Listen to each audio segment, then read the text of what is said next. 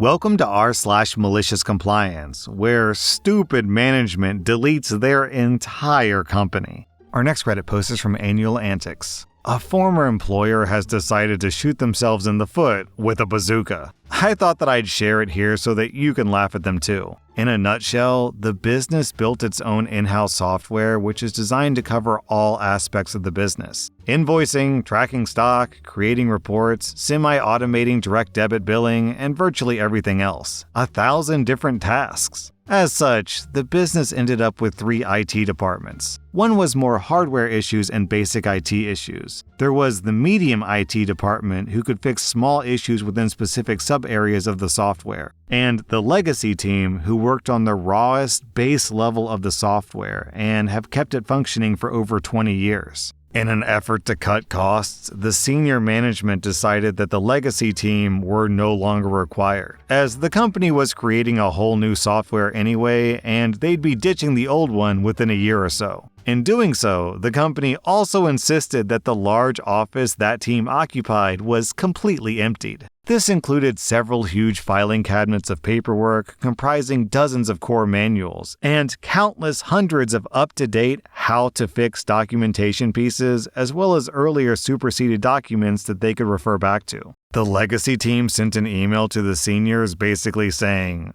"Are you sure?" To which they eventually received a terse email back specifically stating to destroy all paperwork. They were also ordered to delete all digital files to free up a rather substantial amount of space on the shared drive and wipe their computers back to factory settings. So, the documents were all shredded, the digital files were erased totally, and the computers were wiped. The team removed every trace of their existence as ordered and left for greener pastures. It's been 3 months, and there was recently a power outage which has broken something in the rebooted system. The company can no longer add items into stock, which means invoicing won't work. In turn, this means there's no invoices for the system to bill. So it's back to pen, paper, and shared Excel sheets to keep track of stock, manually typing invoices into a template, and having to manually check every payment received against paper invoices. All of which is resulting in massive amounts of overtime required to keep up with the demand. The company has reached out to the old legacy team,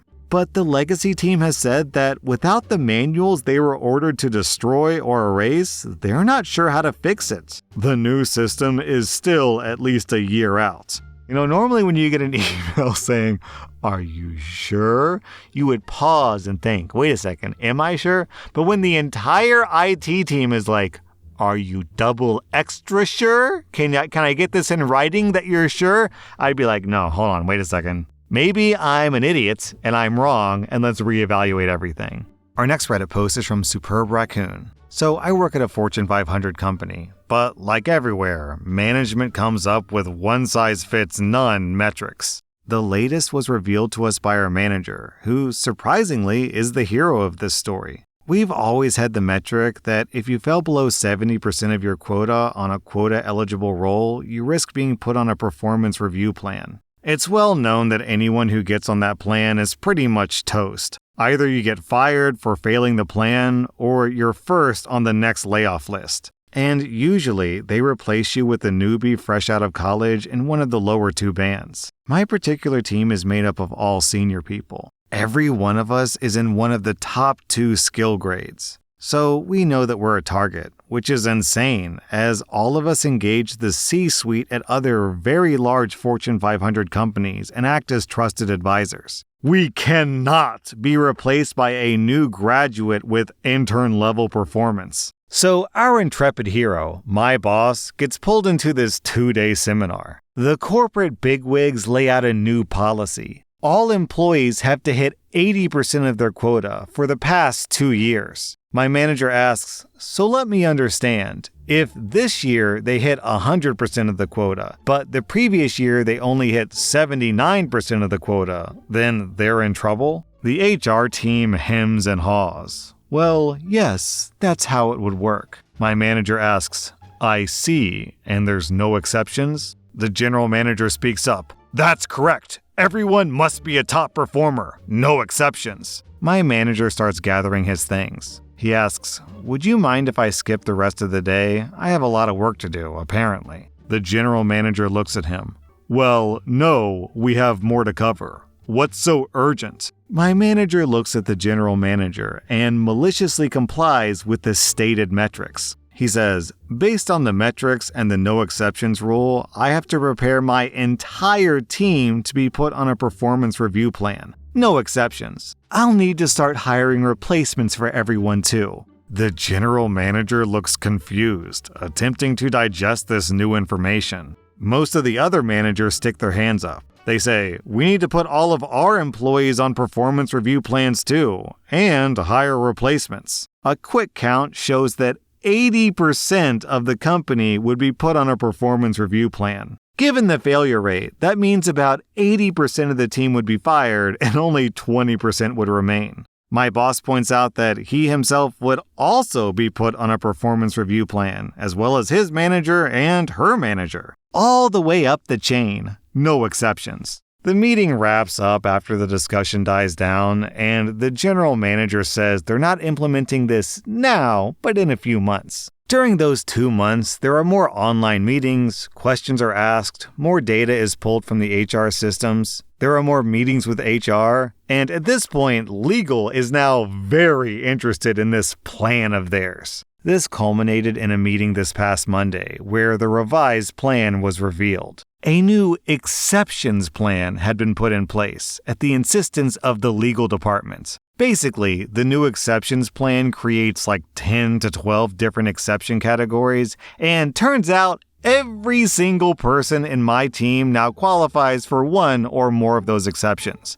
Imagine that! The final fallout is it turns out HR didn't do an analysis of how many people would actually be fired by this plan. Turns out, worldwide, 100,000 employees would get fired. Their previous number said that only 11% of employees would end up on performance review plans. Also, legal went ballistic when they saw the plan. Gotta love my boss. He looks out for us, often by maliciously complying with stupid requirements.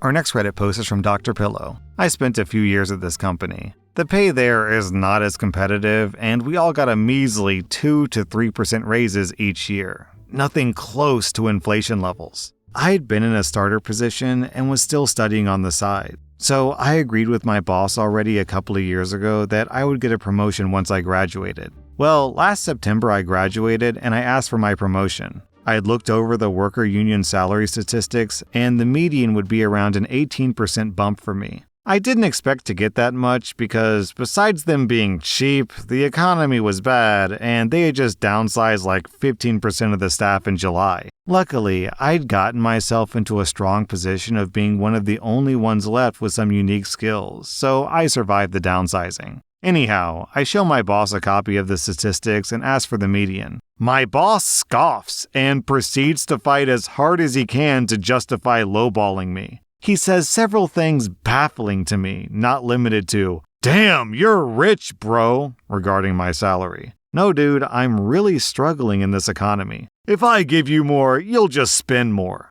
It's not your concern what I do with my well-deserved money. No one at that level makes that much here. And the statistics must be wrong. I later went around the office to find colleagues at that level. The first coworker I asked earns exactly what I asked for. He brought up some concerns about my communication. Petty things like me not replying to a colleague's email for 3 days. 3 days, by the way, during which I was off-site to give a course somewhere. But my favorite thing he said was, "You can go look for other jobs to see how much others are offering. You'll see it's not going to be any better." He lingered on my salary adjustment until December, negotiating with HR, and then finally offered me 11%, which is around what I actually expected. But there's a catch. Next year, I wouldn't get the usual 2 to 3% salary adjustment like everybody else. What the hell?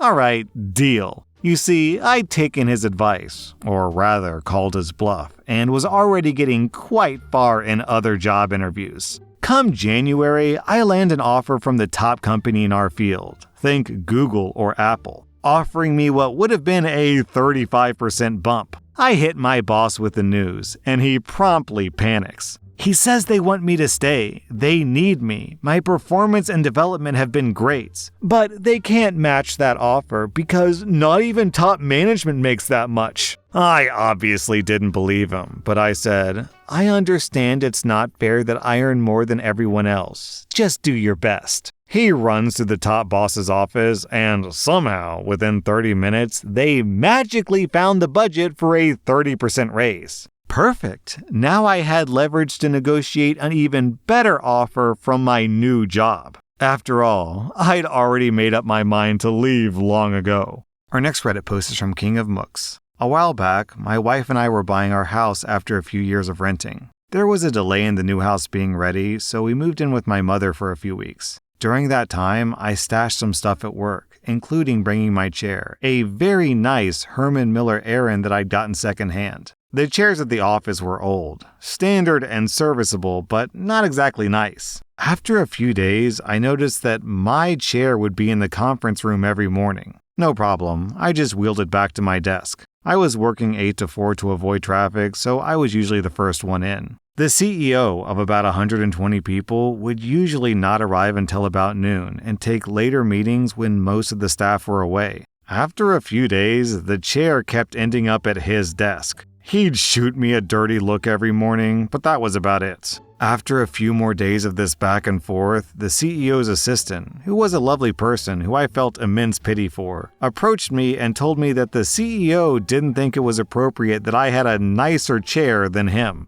People would think that my desk belonged to the CEO, and it was stressing her out having to basically fight for it every day on his behalf. I told her I understood completely and would stop fighting over it. I took the chair out of the office that lunchtime and reclaimed a normal office chair. The next day, she came over and asked where the chair was. I said with an incredibly straight face that I thought since it wasn't appropriate, I just took it to my car. She had a super stunned look, but just kinda ran off. Since I was almost always first in, I always got parking near the building, and pretty much everyone got to walk past my car on the way into the office and see my chair in the back for a few weeks. However, given the CEO's cowardly nature, I never got approached about it again. To this day, I'm 100% certain they thought I was just going to give in and let him have my chair. Instead, I got the joy of telling everyone the honest truth about why my chair was in the car for weeks.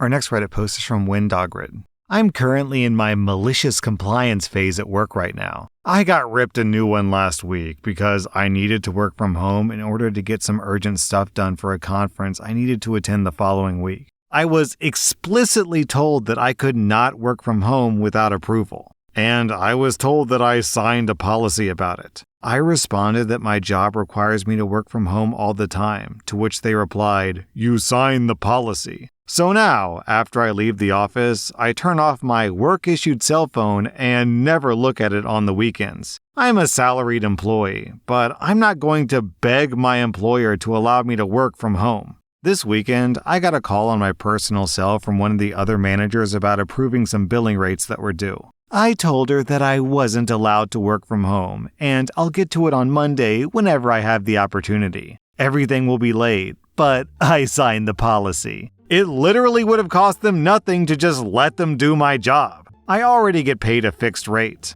But if they want to play stupid games, they can win stupid prizes. As someone who works from home, and my editor works from home, I can tell you that companies that don't want you to work from home are full of BS. Coming into the office does nothing for nobody. I'm like 99% sure that the only reason why anyone works in the office anymore is because it makes managers look better. Our next Reddit post is from Candlegleam. A couple years ago, I joined a small but tight-knit church community. Everyone was pretty relaxed. People came in jeans, dresses, even t-shirts sometimes, especially at youth services. No one was disrespectful, just comfortable. I usually wore long skirts or dress pants and nice tops. Nothing flashy and definitely nothing revealing. But apparently, that wasn't churchy enough for one particular elder, an older woman. After service one day, she pulled me aside and said, with that sweet fake smile, "Sweetheart, I just wanted to encourage you to dress a bit more appropriately.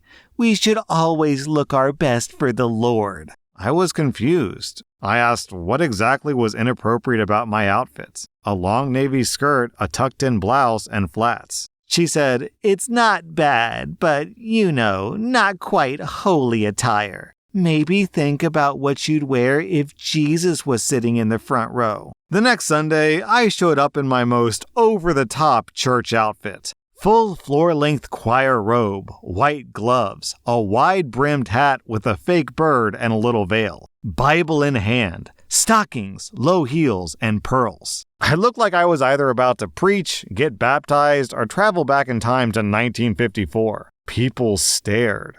One usher asked if I was part of the clergy now. Someone whispered, "Is she in a play?" And bless her heart, the elder gave me a stunned little nod when I sat close to her and said, "You look very reverent today." Thank you. I figured this is how Jesus would want me to show up. Next week, I was back to my usual outfit. Never got a comment again. That was r/maliciouscompliance, and if you like this content, check out my podcast where I publish the exact same episodes. Also, hit that subscribe button because I put out new Reddit videos every single day.